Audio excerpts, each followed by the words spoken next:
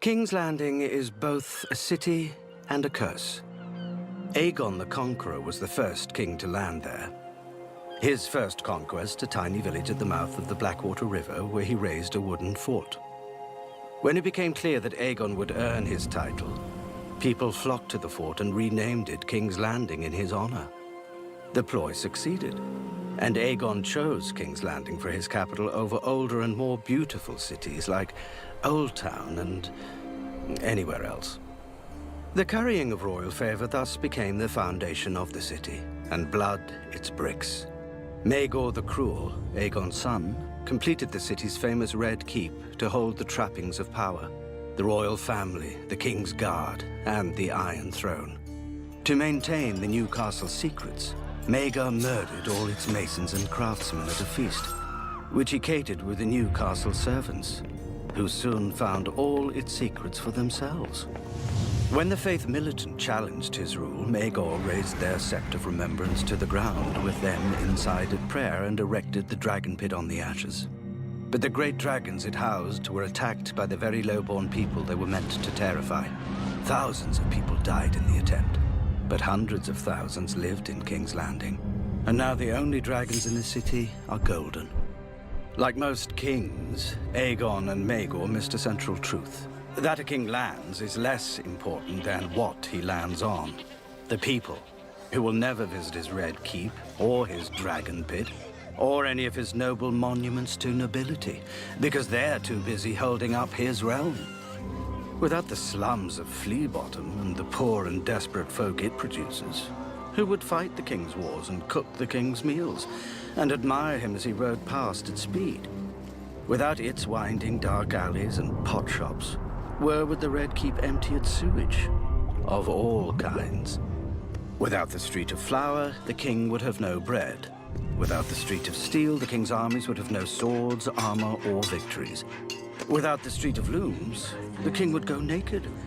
And without the Street of Silk, he wouldn't enjoy it. Without the Street of Sisters, the king would have no humility. It leads from the ruin of the Dragon Pit to the ruin of the great Sept of Baelor, where the Targaryens and Baratheons buried their kings, until Cersei Lannister unburied them. Now those kings are ashes, scattered on the wind, and nobody marked where they landed. A palace without people is a tomb. A realm without people is scenery. It should not be hard to recruit lords into a war against an enemy known as the Mad King. We can even understand the lords who chose to honor their oaths and fight for him. But the Krakens of House Greyjoy set out Robert's rebellion on Pike with their tentacles up their arse. My father Quellen was old, and sitting is what old people do best. Well, second best. He would have sat out the whole war, if not for my brother and me. We convinced him that nobody would fear the walls of the sea if we curled up by our fires while others feasted on the spoils of the Mad King. So the old man creaked into his rusty armor and set sail for the Reach, only to be routed by Tyrell longboats. When my father sadly fell in battle, my older brother Balon beat a tactical retreat to his own inheritance as the new lord of the Iron Islands. I'd rather die in the Reach than live on the Iron Islands. The roses are prettier to pluck. But my brother was getting old and felt that longing to sit. And the sea stone chair was as good a place as any. Within a few years, he realized that sitting is only fun if everyone else has to stand. He had the priest reforge. No, that's not right. They picked up sticks on the beach, wove them into a new ancient driftwood crown, and declared Balon the king of the Iron Islands. Unfortunately for my brother, the other king in Westeros, Robert Baratheon, was famously bad at sharing, and his father by law and warden of the West, Tywin Lannister, had a mighty fleet at Lannisport within striking distance of the Iron Islands. Yes, you were very clever, and how brave, burning our ships at anchor in the night. They would have burned the same in daylight. Iron's a lazy beast, You didn't rouse until long after I set fire to your proud mane. I planned it all, you know. My first torch took your father's flagship. If it makes you feel better, we didn't loot it. Out of respect. And time. I don't think I ever saw Robert happier than the day he heard about the Greyjoy rebellion. He'd been king for a handful of years, and many handfuls of other things, and it was clear to him and everyone else how ill-suited he was to rule. But battle he could do. Unfortunately, by the time we raised our army, we seemed to be winning the war. Balon's eldest son, your nephew, died trying to storm Seagard, and his men were thrown back into the arms of their drowned god. If we wanted battle, we'd have to hurry north before the Ironborn put down their own rebellion. And we would have, if I've had my way. Rebelling was a stupid idea. Never stopped your people before. Before Balon put those sticks on his head, I told him that if he wanted to rule the Iron Islands, all he had to do was give King Robert a tour of them. Why waste our forces fighting a war we couldn't win for a place our enemy wouldn't want? With the Iron Fleet, we could reef not just Westeros, but the rich lands beyond the Sunset Sea. But my brother was too attached to that sea stone chair. He commanded me to sail the Iron Fleet against Robert's navy before we could ferry his army to Pike. A navy commanded by Robert's younger brother, Stannis, most known for sitting in a besieged castle eating dogs and horses. Remind me, how did you fare against a man who'd never commanded ships in battle? Nearly too well. Stannis smashed your Iron Fleet at Fair Isle.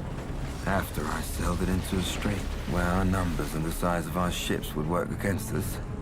It took some doing to convince my men to rush into such an obvious trap. Stannis was not a subtle man. You would rather claim treason than defeat. Victory would have only delayed it. We couldn't hold off Robert's forces forever. But we could waste enough Ironborn that we wouldn't even fill our own islands after the war. I made sure the silence escaped. That was enough for me. That, and watching your army smash my brother's castle soon afterwards. Why didn't you just abandon him after Fair Isle? Why risk your precious life fighting for him at Pike? I wanted to kill the best knights in Westeros. You failed. So did you. I expected pursuit when I fled Pike on the silence. But I suppose you were too busy not punishing my brother to not punish the man who burned your father's fleet. And now, I'm back. You were back. But what is the King of the Iron Islands when he's off the Iron Islands? I'll never see those shit-stained rocks again. But I'm getting old, and I find myself wanting to sit down, as my father and brother did in their time. They just chose the wrong chair.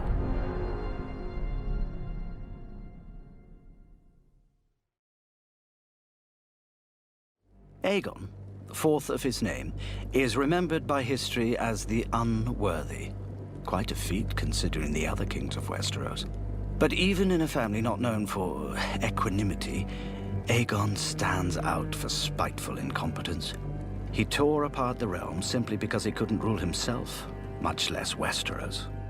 As a young prince, Aegon's wit made him beloved at court and won him forgiveness for youthful indiscretions. But the cold steel of the Iron Throne didn't temper his passions.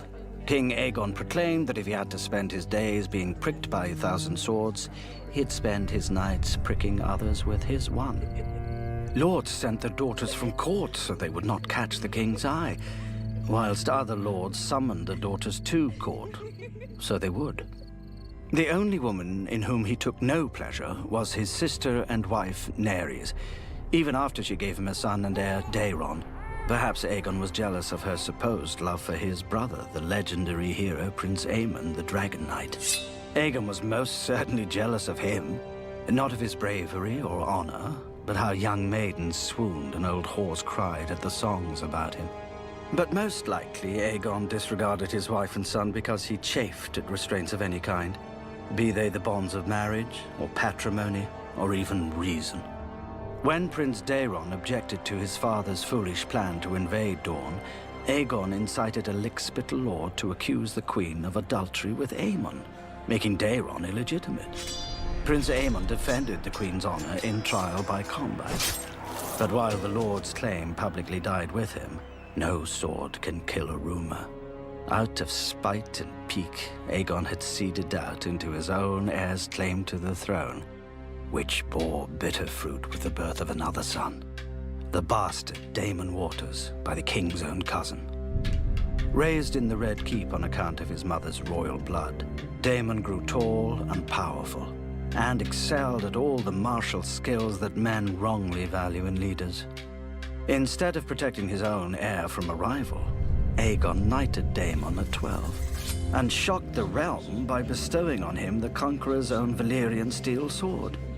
He even let the boy renounce his common bastard's name and take the Targaryen sword's name for his own, becoming Daemon Blackfyre. Still, though a name can change, blood can't. And Daeron was Aegon's only true-born son, until he wasn't. On his deathbed, Aegon forever earned his epithet by legitimizing all his bastards, from the base-born sons of whores to the great bastards of noble ladies, including Daemon. Fittingly, Aegon's last act was to thrust himself into the realm and seed chaos. A Targaryen without self-restraint may have led Westeros to the brink of ruin, but the Highborn pushed it over. Though Daeron governed justly and wisely, correcting the worst excesses of his father's rule, many lords had grown rich off these excesses and did not approve of Daeron's reforms, particularly the peace he struck with Dorne. The malcontents rallied to Daemon and whispered that he should be king instead of his brother, whom, thanks to Aegon, many suspected was a bastard. At first, Daemon indulged these lords out of courtesy and vanity, but over time their grievances and flattery wore down his objections, along with any sense of obligation to the half-brother who had granted him lands and a wife. Daemon agreed to claim the throne by right of birth, and more importantly, arms. A wheel with two hubs will not turn, and a kingdom with two kings will burn, as the saying goes. Not that such a cost ever stopped anyone with even the remotest claim and opportunity, much less House Blackfyre. Their rebellions consumed tens of years and thousands of lives. First Daemon's own, then his son, Daemon II, who reigned for a night. Then another son, Haegon, crowned by Bittersteel, another legitimized great bastard who had founded the Golden Company to support the Blackfyre claim. When Haegon was executed, Bittersteel crowned Haegon's eldest son, Daemon III, who in turn was slain by their Lord Commander of the King's Guard, Sir Duncan the Tall. Finally, Meleys the Monstrous fell to Sir Barristan Selmy in the War of the Ninepeny Kings, and the Blackfyre rebellion ended with the extinction of the entire line, as is appropriate. Fire is only black when it is burned to ash. Perhaps that was the true problem with the Targaryens. The blood of the dragon runs hot, and fire consumes. Perhaps what Westeros needs is a ruler born not from fire, but from snow.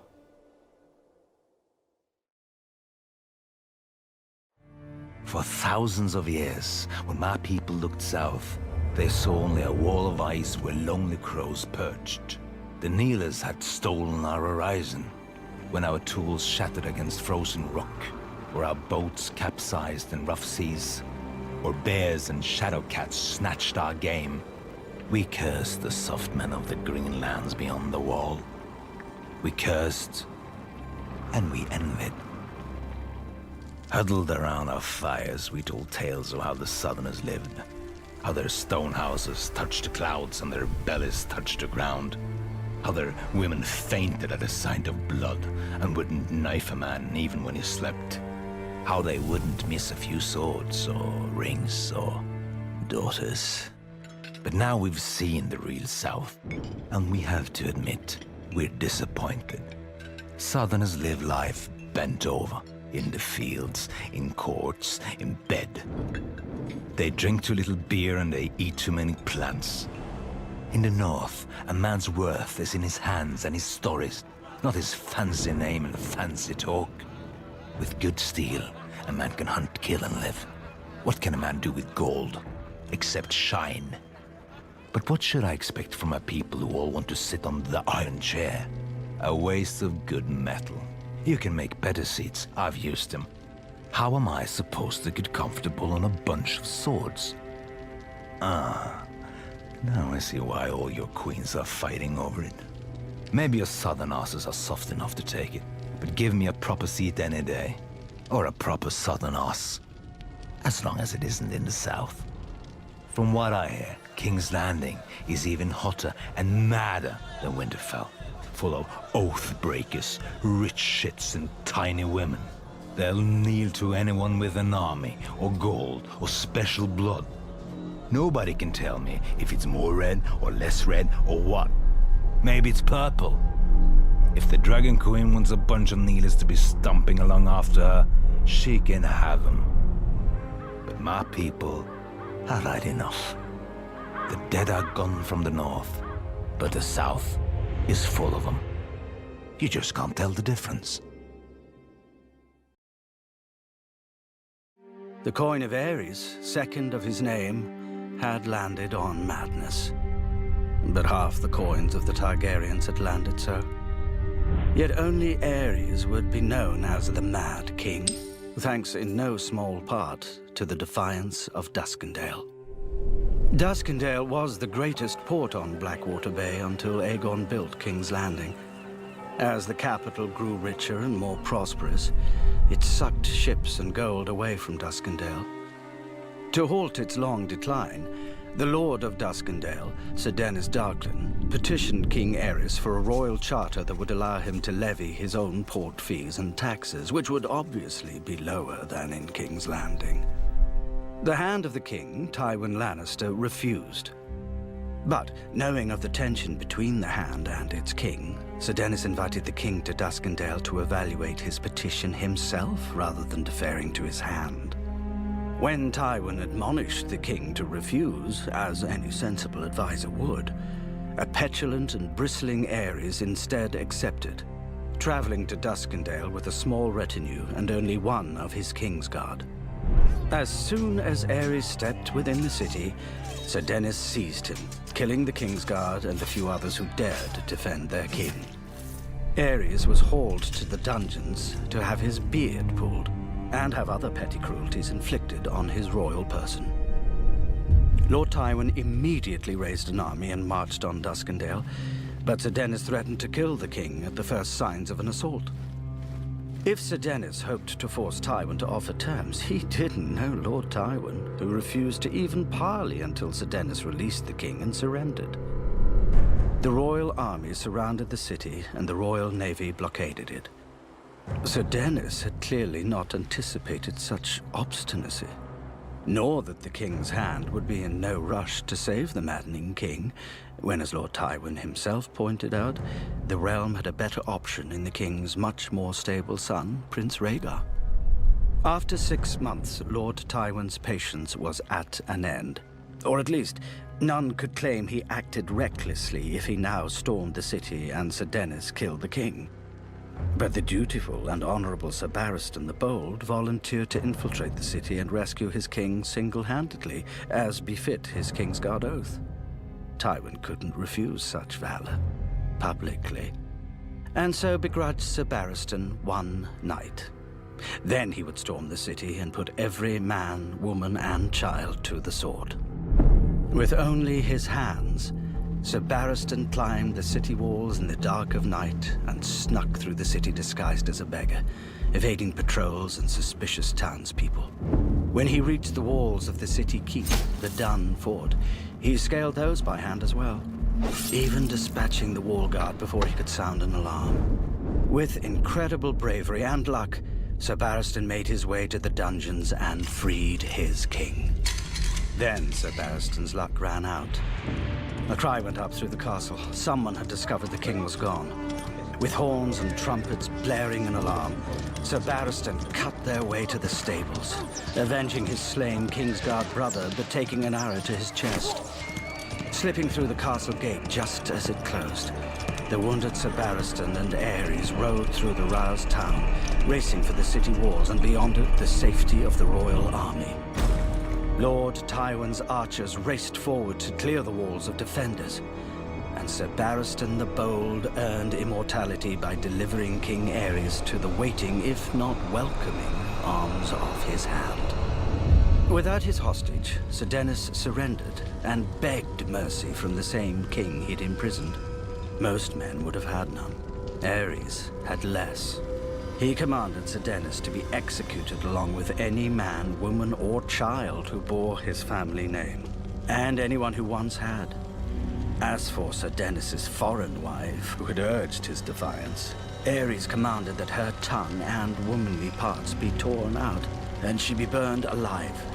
It was his first time passing such a sentence. It must have given him a taste for it. For the king rescued from Duskendale was not the same king who'd entered it.